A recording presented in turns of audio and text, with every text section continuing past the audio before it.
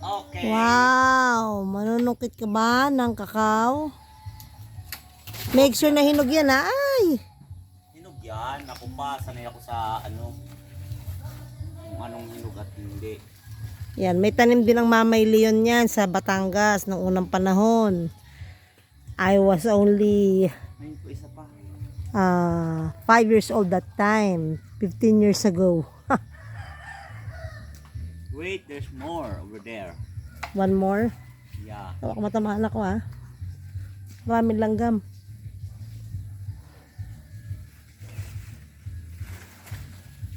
Hirap na lang po nito pinasa sana.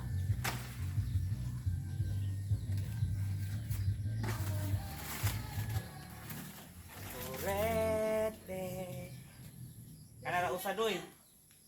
Turara doy. Okay na yung isa. Ayun, ang kakao.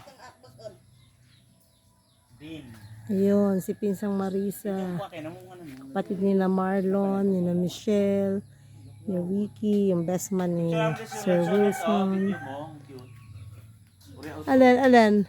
Ayan, yung punong yan. Yan, yan yung bulaklak na. Mabulaklak na. Soon, bubunga na rin. Sa bakuran lang. Oh, wow! Yan, pakita. Picture lang kita, Des. 1, 2. Yan. Laki.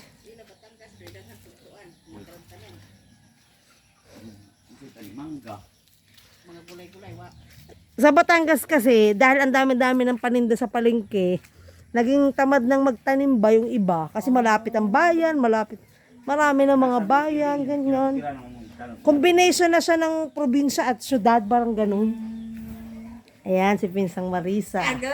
Ang may bahay. First lady ng kapitan. Si Mrs. Balagot. Wow. Wow.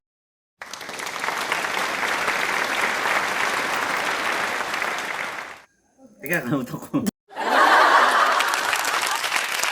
Wow! Okay tayo. Panibagong Thank you, Lolo. huli.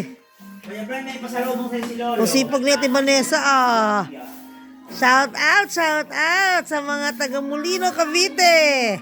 Hello kay Ate Hala at Ate Glyza. Tingnan nyo si Ate Vanessa. Ang sipag-sipag, walis-walis sa umaga. Maayong buntag sa inyong tanan.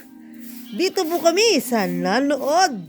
Sierra Bulyones, Bohol. Maayong... Ano nga ulit? Ay, manram.